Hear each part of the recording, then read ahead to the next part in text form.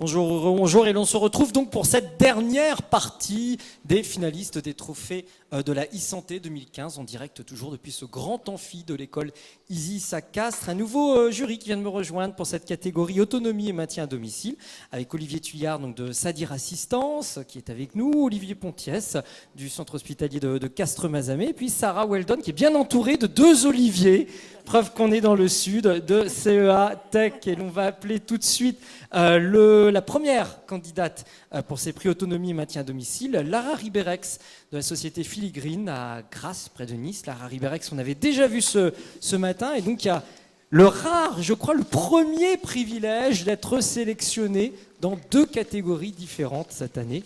Vous avez 5 minutes pour présenter, toujours les mêmes règles, 5 minutes de présentation et 5 minutes maximum de questions de la part du jury. Voilà, bien, c'est écoutez, à vous. Merci, bonjour et rebonjour pour certaines personnes, puisqu'effectivement j'ai eu la lourde tâche de représenter 2 fois Filigrine, puisque M. Bianchi, qui aurait dû être présent, vous prie de bien vouloir l'excuser. Et cet après-midi, je vais vous parler du dispositif de diffusion d'actifs pour la prise en charge de la douleur chez les personnes âgées. Voilà. Donc Filigrine, qui sommes-nous? Donc Filigrine, c'est une jeune start-up qui a été fondée en 2012 et qui est basée à Grasse par Christophe Bianchi, qui est docteur en électronique. Et notre équipe s'appuie sur 3 axes de compétences: le médical, la cosmétique et l'électronique. Filigrine est soutenue aussi par des partenaires, qu'ils soient industriels ou académiques, dans le développement de ces projets. Notre technologie, donc Filigrine, développe des dispositifs médicaux autonomes et sécurisés de diffusion contrôlée par iontophoreuse, l'iontophoreuse permettant la diffusion d'actifs transdermiques. Ces dispositifs se présentent, en l'occurrence ce patch que je vous ai apporté, donc, pour que vous puissiez voir en plus de la diapositive. Donc voilà, donc c'est un patch qui se présente sous la forme d'un petit dispositif qui fait 4 grammes et qui est équipé d'une pile lithium-ion, d'électrodes que vous pouvez voir là, et aussi d'actifs qui sont encapsulés dans une matrice polymère adhésive.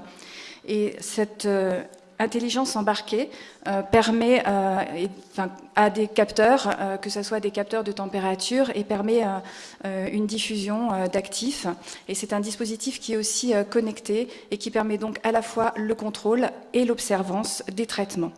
Cette technologie, on va la développer, on s'est intéressé à la prise en charge de la douleur chez la personne âgée, plus particulièrement à la gonarthrose, puisque l'arthrose en général fait partie des 100 objectifs de santé publique actuellement, c'est le 87e objectif.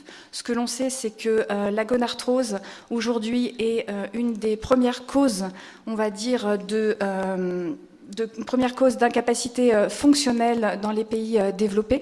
Donc ça a un impact extrêmement important. On sait que la gonarthrose réduit la mobilité des patients, et en particulier des patients âgés. Et quand on parle de réduction de mobilité, on parle à terme de handicap et on parle surtout à terme de dépendance. Donc ça a un rôle extrêmement important, et pouvoir traiter la gonarthrose, faciliter et réduire la douleur de ces patients, et en particulier des personnes âgées, est quelque chose d'extrêmement important. Et donc on a proposé une étude qui va avoir lieu, on espère, le 3e trimestre 2015, ou peut-être au plus tard, premier trimestre 2016, en collaboration avec le CHU de Nice et le CIU Santé, pour, au travers de ce dispositif innovant, permettre la réduction de l'intensité de la douleur, mais aussi la diminution de la consommation d'antalgiques. On part donc sur ce système iontophoreuse et ses électrodes, incluant donc les actifs. On part sur le diclofénac, puisque c'est le seul aujourd'hui en traitement topique à avoir une AMM dans la gonarthrose, donc dans l'arthrose du genou du sujet âgé. On part aussi sur cette action topique tout simplement parce que pour les sujets âgés, on sait à quel point les traitements oraux, et en l'occurrence ce type de traitement AINS, donc entraînent des troubles, que que ce soit des troubles digestifs ou des troubles cardiaques. Donc c'est important d'avoir un traitement topique et la diffusion via iontophorex permettra de faciliter cette diffusion transdermique et on espère à terme une diminution de l'intensité de la douleur et une diminution de la consommation et donc une meilleure récupération et une autonomie préservée pour les patients. Je crois que j'en ai bientôt fini. Il reste une petite minute. Il reste une petite minute. Donc cette étude, si je peux parler un petit peu plus longuement de cette étude, elle va se faire donc sur le CHU de Nice dans le service de gériatrie sur des patients qui ont une arthrose du genou et aussi sur des patients pour lesquels on fera une étude monocentrique mais aussi en crossover qui permettra de voir chaque patient d'être son propre témoin. Donc on espère qu'effectivement ce dispositif permettra une amélioration de la prise en charge de l'agonalgie des sujets âgés puisque la prise en charge parentalgique aujourd'hui n'est pas optimale. Voilà, je vous remercie. Merci de ces explications. Le temps qu'on fasse les réponses, on va faire une toute petite intervention technique sur le PC pour des histoires de slides à passer. Pendant ce temps-là, le jury va vous poser toutes les questions qu'il souhaite pendant 5 minutes. Allez-y. Qu'est-ce qui commence? Olivier Thuillard, donc de Sadir Assistance. Bonjour. Je voulais savoir comment vous allez mesurer l'intensité de la douleur auprès de vos patients. Alors, tenez. Ah oui, voilà, prenez le micro. Voilà, merci. En fait, l'intensité de la douleur sera mesurée au travers d'une échelle d'auto-évaluation, l'échelle EVA. Donc, on va demander aux patients de visualiser, enfin, en tout cas d'indiquer leur douleur. En revanche, ça sera fait comme c'est fait dans un service hospitalier, ça sera sous contrôle de personnel médical. Et toujours la même personne pour avoir aussi systématiquement la même évaluation. Sarah Weldon, CEATEC. Voilà, merci pour votre présentation. Je vous en prie. Vous avez dit que vous vous positionnez donc sur les 3 secteurs. Donc moi j'ai une question par rapport aux études de marché que vous auriez fait sur votre commercialisation, sur les marchés plutôt cosmétiques et globalement aussi. Alors, effectivement, on se positionne aujourd'hui. Alors, l'électronique est un support en fait pour les deux marchés que sont la cosmétique et le médical, puisque on est actuellement effectivement en train de développer et sortira sur le marché un produit en cosmétique. Donc alors ce n'est pas avec ce patch, mais c'est un autre dispositif, c'est celui que j'ai pu présenter ce matin, qui est en fait une pièce à main autonome et portative, qui permettra aussi la diffusion iontophorétique d'actifs, là en l'occurrence des crèmes, que ce soit des crèmes anti-rides, anti-taches, donc on est sur cette dimension-là. Toujours pareil, en partant du principe que l'iontophorex facilite la diffusion transdermique d'actifs et donc a une efficacité majorée. Donc ça c'est pour le versant cosmétique et le versant médical. Donc la première étude, on va la faire, comme je vous le disais, sur la douleur. Sur les AINS, on est parti sur l'agonalgie parce que c'est vrai que ça a un rôle handicapant majeur. Mais on a d'autres champs d'études. On a aussi, alors, vous l'avez peut-être vu, vous permettez? Oui, allez-y. Merci. Je vous en prie. Voilà, en fait, le spectre des usages et des pathologies est relativement large. Je vous ai parlé de l'agonalgie, mais on est actuellement aussi en train de travailler sur d'autres molécules pour le traitement, que ce soit des douleurs chroniques. On est aussi en train de travailler sur le diabète, la vaccination, les escarres, et puis à la cicatrisation. Donc, l'iontophorex peut être appliqué à un large champ de pathologies.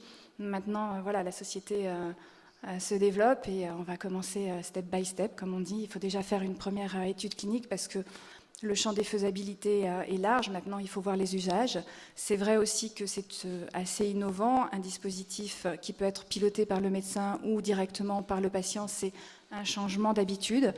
Et le changement d'habitude dans le domaine médical, c'est pas toujours évident. Donc, il faut un petit peu de temps au temps. Mais voilà, on espère que le champ est large et je pense qu'il y a vraiment de très jolies choses à faire. Et on espère pouvoir faciliter le quotidien des patients avant tout, et l'objectif étant vraiment de mettre les choses sur le marché et pas faire du développement pour du développement. Le temps pour une toute petite dernière question, s'il y en a une. Olivier Pontias, de l'hôpital de Castres. Oui, merci. Bonjour. Bonjour. Si j'ai bien compris, la substance active est ionisée et transportée par un courant à l'intérieur du corps. C'est quelque chose qui est assez révolutionnaire. Vous venez d'inventer une nouvelle forme de médicament après les formes sèches, les injectables. Est-ce que ça, vous pensez que ça va nécessiter des nouvelles autorisations de mise sur le marché? Oui. Et est-ce qu'il ne va pas y avoir un frein côté laboratoire à produire des molécules ainsi traitées? Alors nous, avant toute chose, on est une start-up technologique, on n'est pas un laboratoire, donc on aura besoin de travailler en collaboration avec des laboratoires pharmaceutiques. Ce n'est pas nous qui allons innover ou inventer des molécules. Très clairement, on partira sur des molécules, on va travailler avec, on espère en tout cas, certains laboratoires. C'est le cas en l'occurrence déjà avec Galderma pour certaines molécules. Donc les molécules viennent des laboratoires pharmaceutiques. Nous, on apporte notre technologie, notre savoir-faire et on va effectivement faciliter la diffusion transdermique de ces molécules. Alors, on l'a déjà vu, l'iontophorèse existe puisqu'on le voit dans l'hyperhidrose. La différence, effectivement, entre le patch de iontophorèse de filigrine, c'est qu'on n'est non pas sur une diffusion de courant unipolaire, mais bipolaire. Donc, on n'a pas de passage systémique, on ne passe pas par l'intégralité du corps, on ne touche pas aux organes, et ça c'est important, et donc pas au niveau du sang. Le fait d'avoir quelque chose de très localisé, ça permet vraiment de cibler l'endroit qu'on souhaite traiter. Alors effectivement, ça c'est assez innovant. Le fait qu'il soit des molécules encapsulées dans des patchs, dans des matrices polymères, adhésives, c'est des choses qui existent. On le voit avec la discotrine, il y a eu certaines choses, entre autres chez 3M. Mais là, effectivement, l'innovation, c'est vraiment d'aller cibler directement la zone à traiter. Et oui, je pense qu'effectivement, ça va nécessiter des AMM. Et forcément, actuellement, l'obtention d'AMM est relativement complexe. Et je pense qu'effectivement, il y aura des freins à nous de pouvoir travailler de façon à pouvoir lever ces freins. Merci beaucoup, Lara Riberex, de cette présentation qu'on peut applaudir. Le temps de remettre le micro correctement, et je vais appeler le candidat suivant, Will Philipsen, de la société Obli, qui va nous rejoindre et va nous présenter un projet qui s'appelle Fresh Idea Factory. Merci beaucoup. Je vais commencer en français.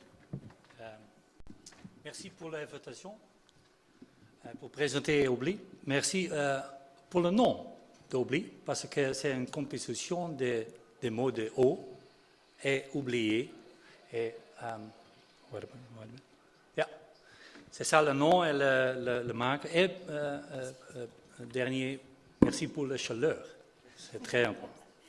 Alors, je vais présenter vous, Obli. Voilà.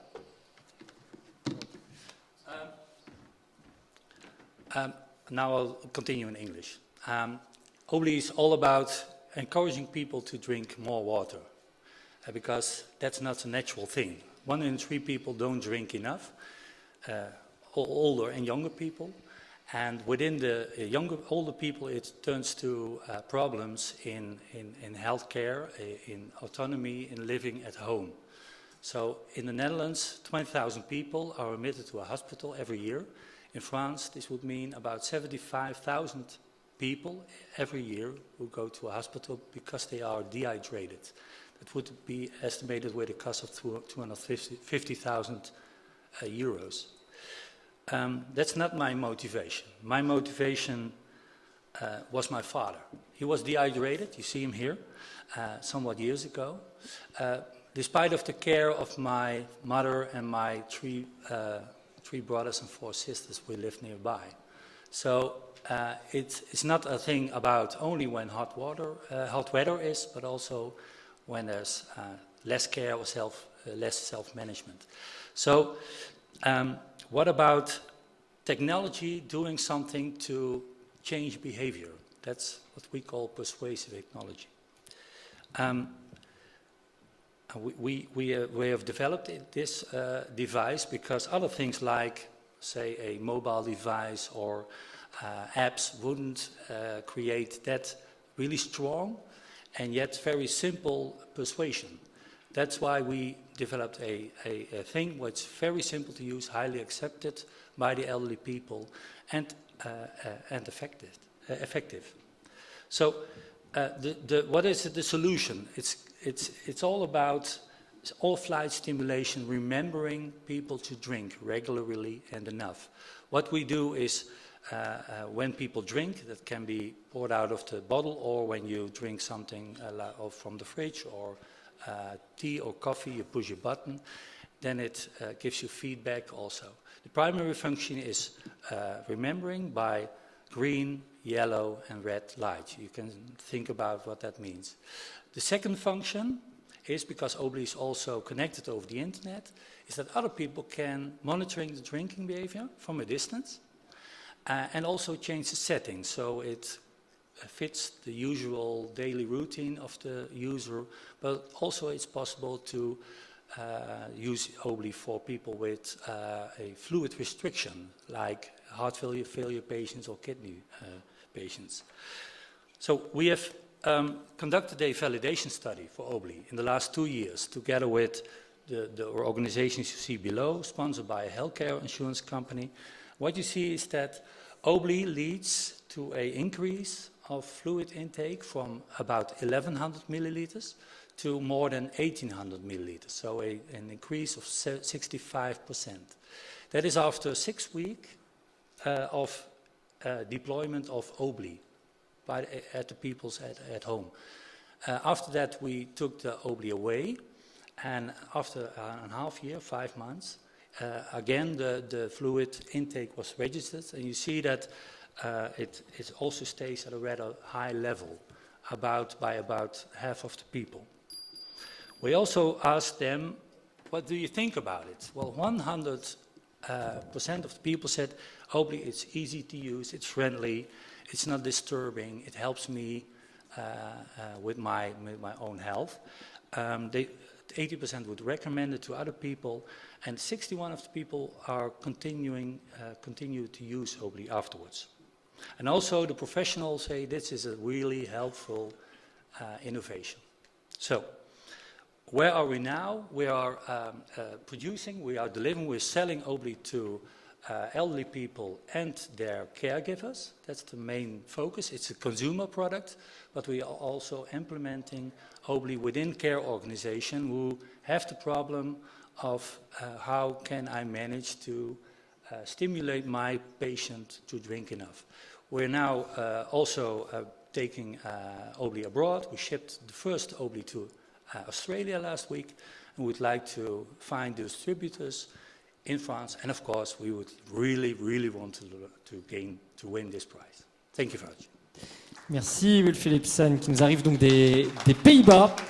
J'avoue que nous rappeler de boire avec la chaleur qu'il y a aujourd'hui à Castres, cela fait du bien. Vous avez un casque de traduction si vous en avez besoin, voilà, ici. Et donc on va laisser le jury poser les questions. Sarah Weldon. I'm going to have to ask you in English. So have you thought about doing further research about the energy to be able to make it independent and not have to have an electrical source? No, we made a discussion. We made a discussion not to have a accumulator or accu batteries, because then you have to service it, etc., etc.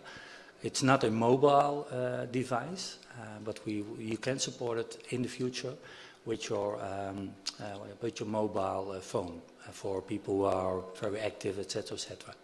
So we've made a conscious decision to plug it in the energy sources. Yeah.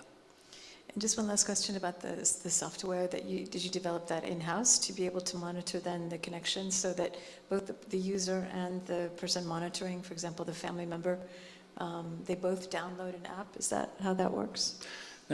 No, it's not. There's, of course, there is firmware on the device itself, mm-hmm. and we have a web app, so people can have access to their own the portal, internet-based, whether from the computer or their tablet or their smartphone. We've not made a choice. It makes us flexible, and it means that people don't have to spend money on an app. So, yeah. Olivier Thuillard de Sadir Assistance, dont l'un des métiers est d'apporter justement les outils à domicile de patients qui en ont besoin. Yes, and my question is, how can you be sure there is only one person using the device, or maybe 2 or 3 are drinking the same bottle? In fact, we're not sure. Yeah. But in the most cases where we put the device on by the people where there's a real problem with one of the inhabitants of the how you call it, house, mm-hmm. And the other partner, for instance, will support the user of the Obli by supporting one. It's interesting because we often get the question about it's so easy to fraud, to make, to push the button or to pour the water for the plants, maybe. Yeah? The interesting thing is that people will have the experience that more drinking enough, is very beneficiary for their health. People feel better.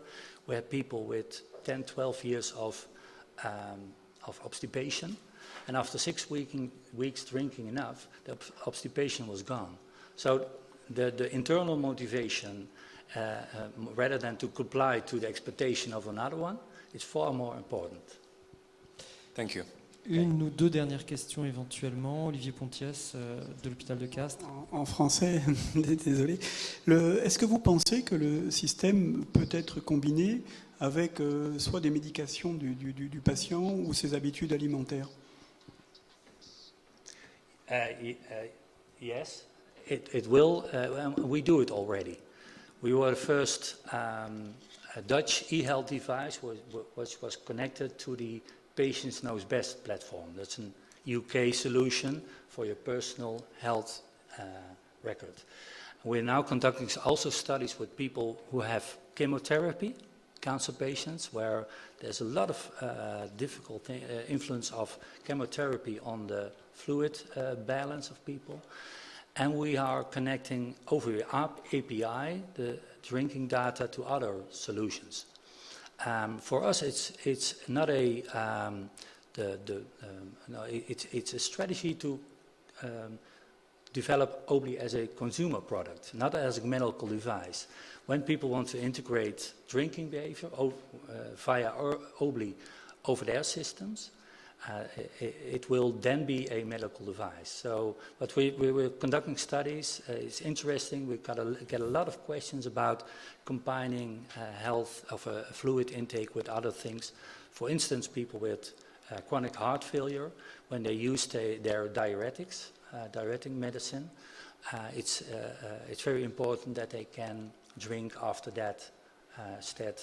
You understand? Yeah. Merci beaucoup pour ces explications. On peut applaudir Will Philipsen, donc Société Obli des Pays-Bas. Voilà, pour nous rappeler qu'il faut boire aujourd'hui avec une chaleur extrêmement forte sur Castres et pas que dans cet amphi. Des Pays-Bas, on va faire un saut de puce vers le Luxembourg, d'où nous arrive le candidat suivant, Jean-Sébastien Moignier, qui va venir s'installer tout de suite à nos côtés de la société Tarkett, une société internationale connue dans tout ce qui est revêtement de sol, et il nous présente son projet de Floor in Motion Care. Bonjour. Alors on va parler ensemble cet après-midi d'espace de vie connecté au service du bien vieillir. Vous allez me dire quelle drôle d'idée. Eh bien écoutez, la jeunesse de cette idée est venue très simplement de comment le sol peut devenir l'acteur de son environnement. Le sol étant la surface avec laquelle on a le plus de contact toute la journée, qui que vous soyez, où que vous soyez. Et donc, si on était capable de retirer des informations utiles et pertinentes de ces activités qui se passent dans tous les espaces, eh bien, on aurait probablement beaucoup d'usages à en tirer. Donc, on a cherché comment on pourrait réaliser ça, et la première évidence, c'est de trouver des capteurs qui puissent être intégrés dans le revêtement de sol. La deuxième évidence, c'est que faut que ce soit quelque chose de dynamique, il ne faut pas que ce soit passif, donc c'est la pression dynamique qui nous intéresse, parce que dans un espace, il y a en permanence des pressions statiques, qui peuvent être les meubles, qui peuvent être dans le secteur hospitalier ou des maisons de retraite, les lits. Et puis, comment faire de ces pressions dynamiques qui créent des signaux, finalement, une information utile, pertinente pour les utilisateurs qui en ont besoin. Donc, quelque part, je connecte le sol, je suis dans un espace de vie, je crée donc un espace de vie connecté. L'équation était simple, mais encore fallait-il la réaliser. Et finalement, pour quel usage? À quoi ça peut servir? Et donc, on est un des industriels qui n'est pas attendu dans le secteur de l'e-santé, même si on est un acteur majeur aujourd'hui en termes d'équipement d'établissements de santé pour la partie sol. Et donc, je vais vous montrer un film, si ça marche. Il n'y a pas de son. Non. Grâce au progrès de la médecine, notre population continue de vieillir. Mais elle devient aussi plus fragile, plus dépendante. Alors que faire ? Comment adapter l'attention que nous portons à nos aînés ? Et si la solution était sous nos pieds ? Et si le sol devenait créateur de liens pour le patient pour mieux l'accompagner au quotidien ? Grâce à un capteur non visible positionné dans une sous-couche très fine sous le revêtement de sol, notre solution Floor in Motion détecte les mouvements dans la chambre du patient. Notre solution est reliée au système d'alerte de l'établissement. Le sol connecté fournit en temps réel des alertes de chute, de sortie ou d'intrusion dans la chambre. L'équipe soignante peut ainsi intervenir immédiatement pour porter secours au patient. Floor in Motion fournit aussi les informations sur l'activité du résident le jour, la nuit, ses déplacements de sa chambre vers la salle de bain. L'équipe soignante peut alors analyser ces données pour une prise en charge préventive et proactive de la santé du patient. La solution est également reliée à un système de domotique.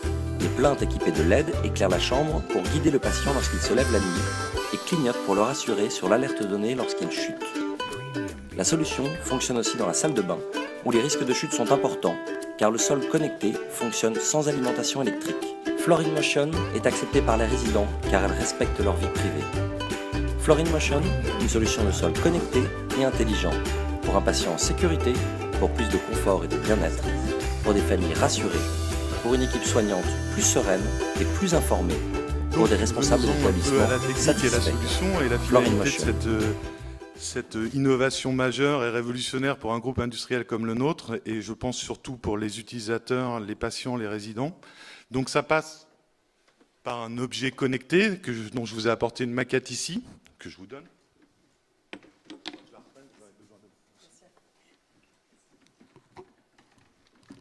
Donc, on a besoin de capter un signal. Pour capter ce signal, on intègre une sous-couche piézoélectrique intégrée sous le revêtement de sol qui couvre l'intégralité de la surface. On crée du zoning avec cette sous-couche qui nous permet de monitorer en temps réel l'activité. Alors, je vais vous donner le monitoring en temps réel. Donc ça, c'est une application qui est... Notre application est disponible en interface web, c'est du SaaS. Donc on fournit à disposition des établissements qui équipent des départements, principalement aujourd'hui maisons de retraite, EHPAD, un moniteur tactile qui va en temps réel et de façon synthétique, comme vous le voyez sur la tablette, vous fournir les informations d'activité des chambres. Et ensuite, vous pouvez rentrer dans le détail, éditer des rapports et vous connecter à cette interface à tout moment, où que vous soyez, sur n'importe quel type d'appareil, que ce soit un smartphone, une tablette ou un ordinateur. Ça permet donc la détection des chutes, la détection des sorties des intrusions et principalement l'actimétrie nocturne. On en est à la version 1 qu'on est en train de déployer dans les maisons de retraite. On a une cinquantaine de chambres équipées aujourd'hui dans des EHPAD pilotes et une première installation sur une extension d'EHPAD dans le nord de la France. On a présenté au Salon de la Santé notre version pour les résidences seniors avec services médicalisés ou non. Et l'étape ultime sera l'implantation de cette solution au domicile des personnes vieillissantes. Je vous remercie beaucoup pour votre attention. Merci de cette présentation. Je vous remets une brochure Floor in Motion Care qui est une synthèse de tout ce que je vous ai raconté. Merci. Ah, puis j'en profite éventuellement pour retourner, comme ça on verra un petit peu mieux à la caméra le système qui a été développé. Et puis on a donc 4 à 5 minutes de questions de la part du jury. Qui est-ce qui lance le round? Olivier Pontias, allez. L'hôpital de Castres, bientôt équipé en Floor in Motion. C'est le directeur des finances qui va poser une question. Est-ce que vous avez déjà une idée du surcoût au mètre carré du système? Il n'y a pas de surcoût, il y a un investissement. Oui, non, par rapport à un mètre carré normal. Oui, grosso modo, une chambre de 20 mètres carrés qui est répartie 16 mètres carrés, la surface de la chambre, 4 mètres carrés la salle de bain, va vous coûter 2 000 € en investissement. Puis ensuite, vous souscrivez un service, puisque je ne vous l'ai pas expliqué, mais le fait qu'on soit sur une interface web, on passe par le cloud pour traiter l'intégralité des informations et les redistribuer sur les établissements. Avantage de la solution, de le traiter par le cloud, c'est qu'on fait du monitoring en temps réel de fonctionnement. C'est-à-dire 24 heures sur 24, 7 jours sur 7, je m'assure que votre système est actif et fonctionne. La deuxième chose, c'est que je fais toute la maintenance à distance. Je fais la mise à jour des algorithmes dans le firmware du boîtier électronique qui permet de traduire le signal. Je fais des mises à jour où je mets à disposition des nouvelles fonctionnalités auprès de l'établissement. Et l'établissement, en fait, n'a qu'à se soucier de l'utilisation de l'information qu'on met à sa disposition ou des alertes. Il y a, en fait, on vient, vous investissez, on installe l'intégralité de la solution et vous êtes tranquille pour les 10, 15, 20 ans où vous ne changerez pas votre vêtement de sol. D'autres questions, Sarah Ogden? Oui. Donc, où est-ce que vous allez sourcer les capteurs piezo? Première question. Et puis deuxième, est-ce que vous avez des concurrents au niveau global? Ça doit être quand même une des, j'imagine, des pièces clés des smart cities de l'avenir. Alors, la question est très pertinente. La technologie, on l'a découverte pour des applications médicales. Ils font des petits patchs qui mettent en piezo, qui mettent sous les matelas dans les hôpitaux pour faire du monitoring cardiaque et de présence. Mais ça existait en 30 par 30. Et à partir de cette technologie, on l'a développée pour couvrir toutes les surfaces, ce qui est très compliqué d'un point de vue formulation des matériaux à mettre en œuvre. Ensuite, l'étape est sous-traitée intégralement en Europe chez des spécialistes, et il y a 4 étapes de production. Il y en a une partie qu'on intégrera dans nos outils de fabrication une fois qu'on aura un vrai développement économique de l'activité. Et aujourd'hui, en concurrence, il n'y a personne qui fasse du piézoélectrique. Nos seuls concurrents existants aujourd'hui sont 2 sociétés qui font de la capacitance. La capacitance, c'est un autre choix technologique qui fait que vous alimentez le sol avec de l'électricité. De ce fait, vous ne pouvez pas l'implanter dans les salles de bain.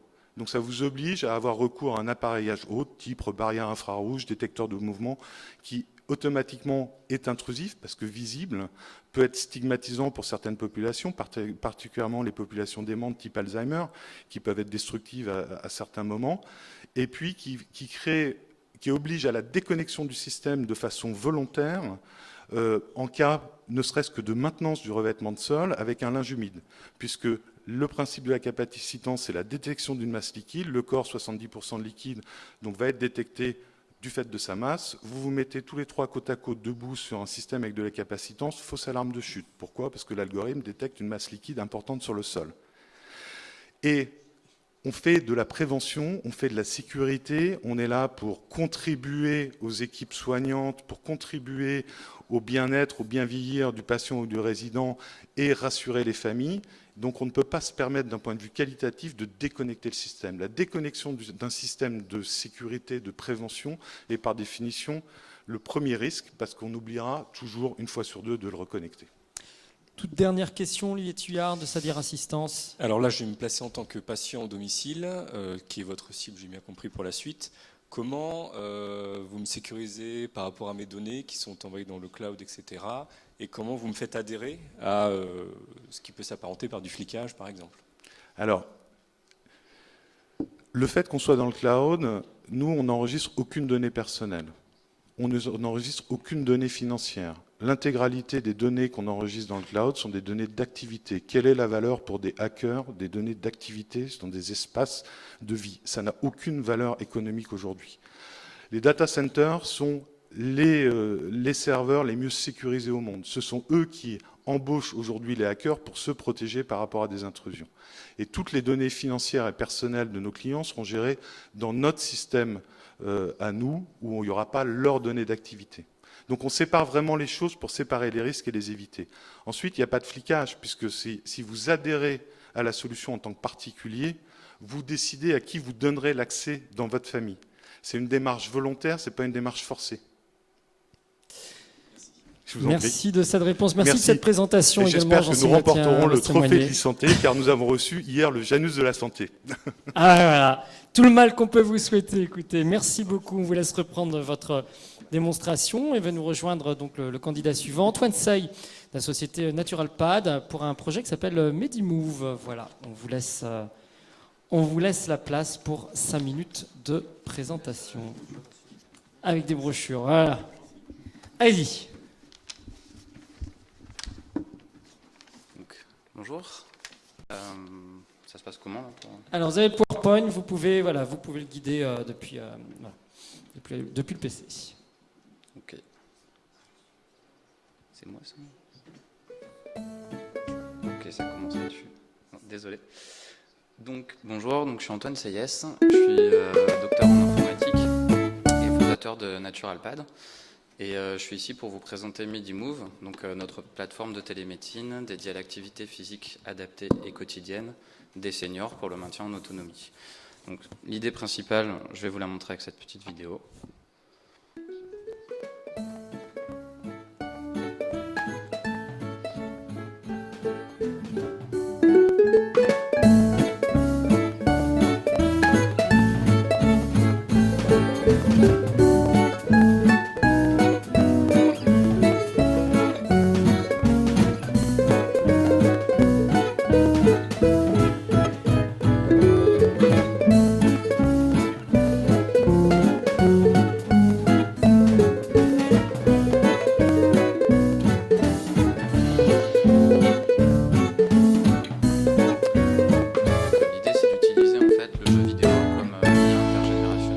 Solution pour faire bouger la personne âgée. Donc derrière MediMove, on a une équipe de 12 personnes, on a de nombreux partenariats. Donc tous les jeux sont développés, conçus et validés avec des professionnels de la santé, professionnels de la rééducation fonctionnelle et posturale, donc MPR, kinésithérapeute, ergothérapeute. On travaille avec 3 centres hospitaliers, CHU de Montpellier, CHU de Nîmes et centre hospitalier de Saint-Maurice. Et puis on travaille avec des groupes de kinés, des groupes de maisons de retraite. On est soutenu par le GCS de la région Languedoc-Roussillon. Et on a de nombreux partenariats de recherche avec des laboratoires sur tout ce qui est capture de mouvement. On est 4 jeunes docteurs à l'origine de la boîte. Et donc ce qu'on va vous assurer, c'est que les mouvements qu'on capte, c'est vraiment des mouvements qui permettent de faire du soin et pas des mouvements qui, au contraire, pourraient blesser la personne. Donc justement, quand on sort sur des mouvements comme ça, on va lever des alertes. Voilà, c'est un projet qui est créé depuis août 2013, donc c'est une start-up assez récente. On a mis 2 ans en prématuration avant pour choisir le concept. Et on a commencé nos premières ventes cette année. Et aujourd'hui, on est sur 40 maisons de retraite, EHPAD, résidences seniors. Et normalement, voilà, la dernière vidéo va vous permettre de voir un petit peu comment c'est utilisé sur site. Donc on utilise des technologies de capture de mouvement qui sont grand public, donc qui ont déjà un marquage CE et que vous pouvez acheter à peu près dans n'importe quelle grande surface. Un autre avantage de ça, c'est que c'est un coût très abordable. On n'est pas en train de construire un dispositif très coûteux pour la résidence. Et après, on intègre donc des mouvements qui vont être mouvements du haut du corps, de l'équilibre, mouvements des genoux. Et voilà, on va travailler sur chaque type de rééducation avec des partenaires spécifiques. Aujourd'hui, on propose essentiellement un module axé équilibre, prévention des chutes. C'est sur celui-là qu'on a fait notre première validation clinique. Et un module membre supérieur. Donc on a travaillé sur tout ce qui était post-AVC avec le CHU de Montpellier. Donc aujourd'hui, membre supérieur, et petit à petit, on intègre aussi l'héminégligeance, la détection de l'héminégligeance et mesure de l'héminégligeance. Voilà, j'ai pas entendu la cloche sonner, donc on a moins de 4 minutes. Non, c'est que vous avez encore 1 minute 30. Okay. Mais on n'est pas obligé d'aller jusqu'au bout des 5 minutes. Ouais, je suis à votre disposition si vous avez plus de questions sur le sujet. Voilà, présentation, courte image en rapide, où on a tout dit. Donc, et ma grand-mère fait du vélo, si j'ai bien compris. Bon, j'arrêterai les blagues à 2 balles. Question du jury, beaucoup plus sérieuse. Merci pour votre présentation.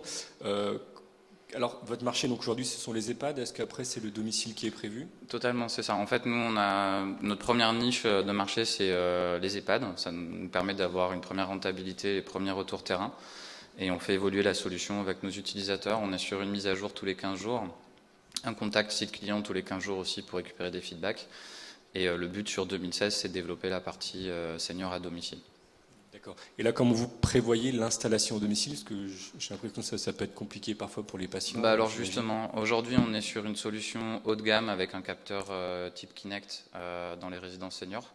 Maintenant, on a un partenariat de recherche multi-laboratoire et on est en train d'innover sur la capture de mouvement sans dispositif dédié, en fait avec une simple caméra de smartphone.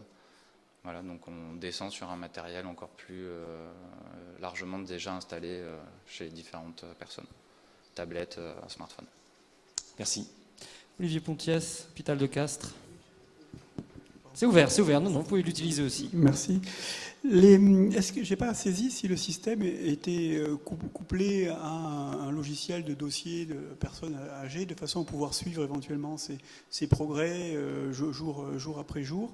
Et est-ce que les kinés peuvent constituer comme ça une base de suivi du patient? Totalement. En fait, derrière, c'est une plateforme web et vous avez le suivi de l'historique de vos patients en fait, qui est intégré, patients ou résidents.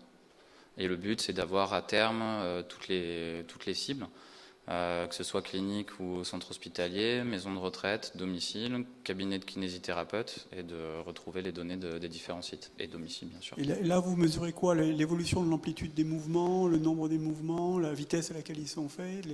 C'est quoi les paramètres de suivi du patient? Pour le résident, ce qu'on va lui transmettre aujourd'hui, c'est uniquement un indicateur de type jeu, donc score, capacité à éviter des obstacles, à ramasser des bonus. Donc il y a une discussion qui ne soit pas sur le côté santé avec le résident dans un premier temps.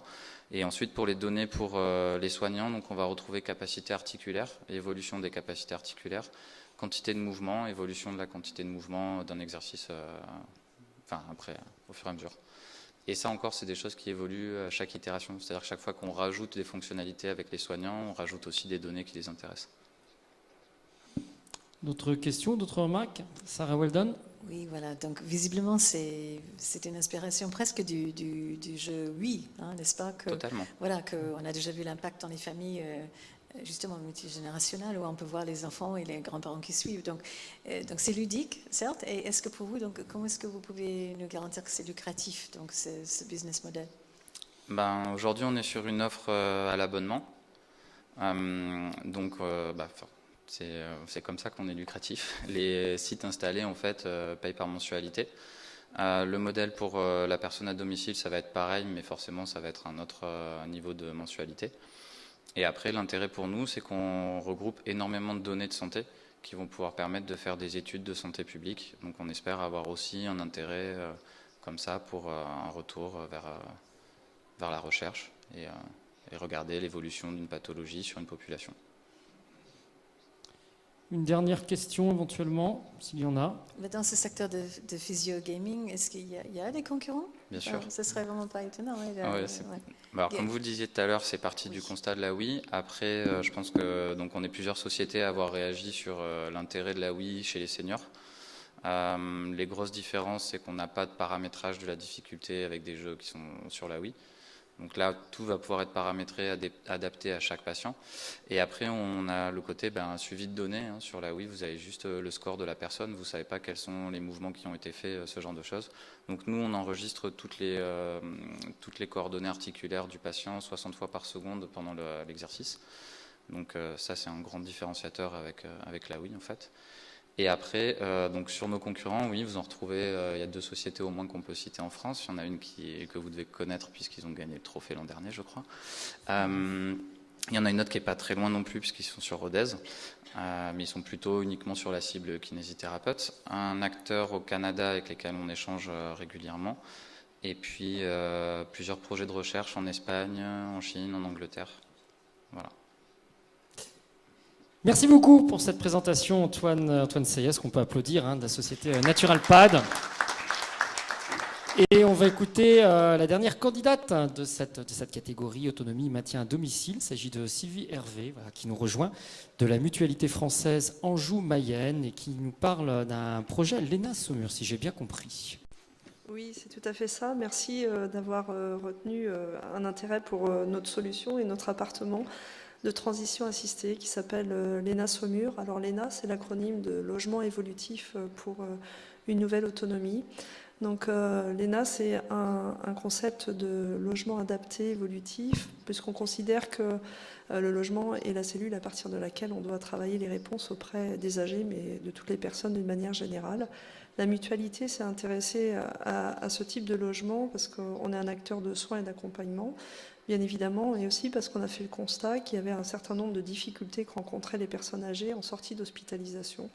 Et on a souhaité tester ce concept de logement de transition assistée, qui consiste à proposer aux personnes âgées qui sont hospitalisées à Saumur, puisque l'expérimentation a lieu dans cette ville, un passage vers ce logement-là avant un retour à domicile. Donc la particularité du logement Léna Saumur, c'est que c'est un appartement dans un foyer logement, un appartement connecté et intelligent qui utilise un système domotique et un certain nombre de technologies qui communiquent entre elles et qui permettent de travailler des scénarios qu'on va proposer et individualiser aux personnes qui entrent dans cet appartement. Avant ça, le logement est mobilisé par les équipes médicales des équipes mobiles et gériatriques du centre hospitalier de Saumur, qui vont accompagner la personne pendant une durée moyenne d'hospitalisation de 11 jours.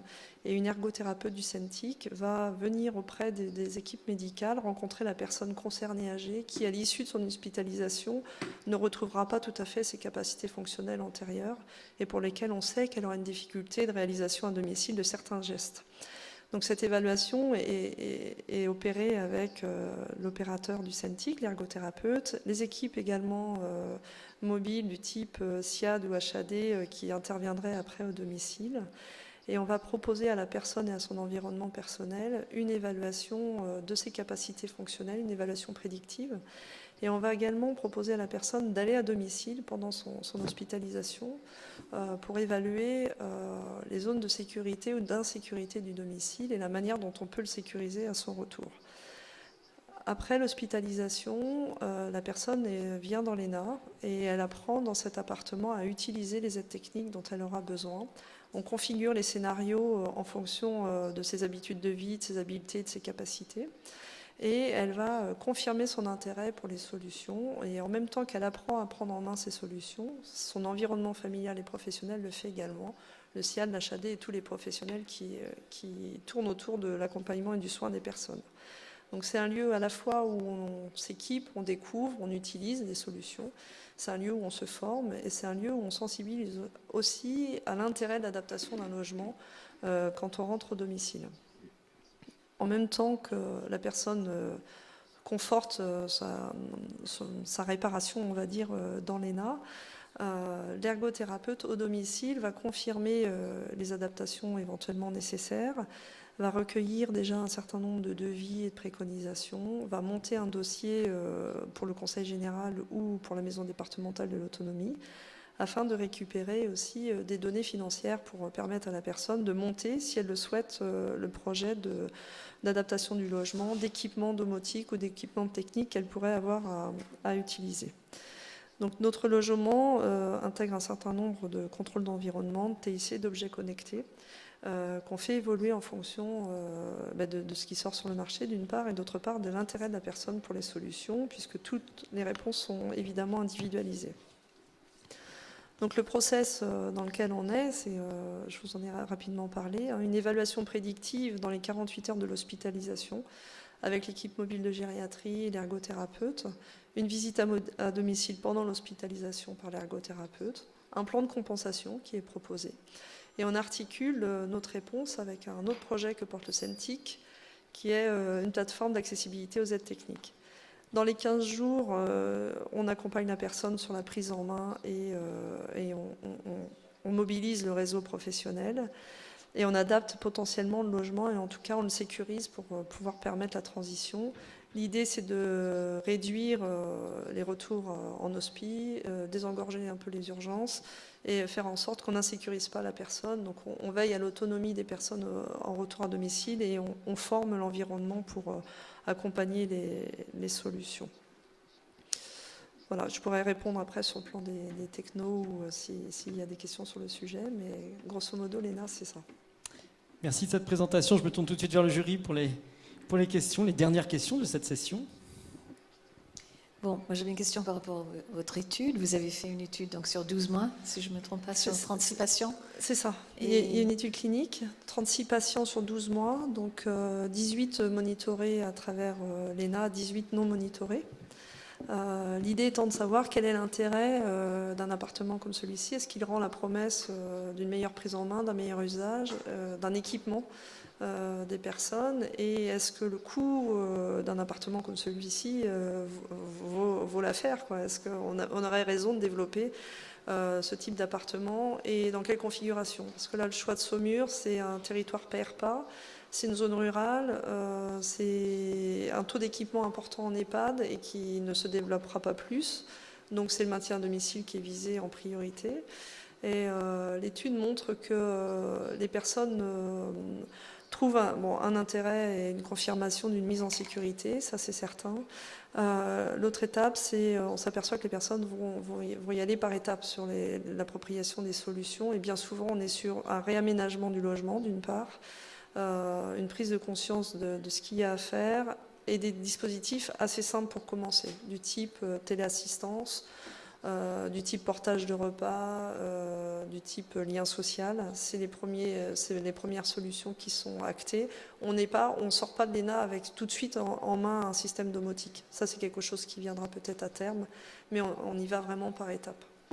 Autre question, Olivier Thuillard de Sadir Assistance. Donc justement, vous, en tant que mutuelle, comment vous avez pu mesurer les bénéfices? J'imagine bien, parce que là, on est dans la prévention. Comment vous avez pu mesurer cela et les avantages pour vous, en tant que mutuelle? Alors, les avantages pour nous, c'est déjà, l'ENA agit aussi en prévention d'une surfragilité, parce qu'on a cumulé le type d'accident.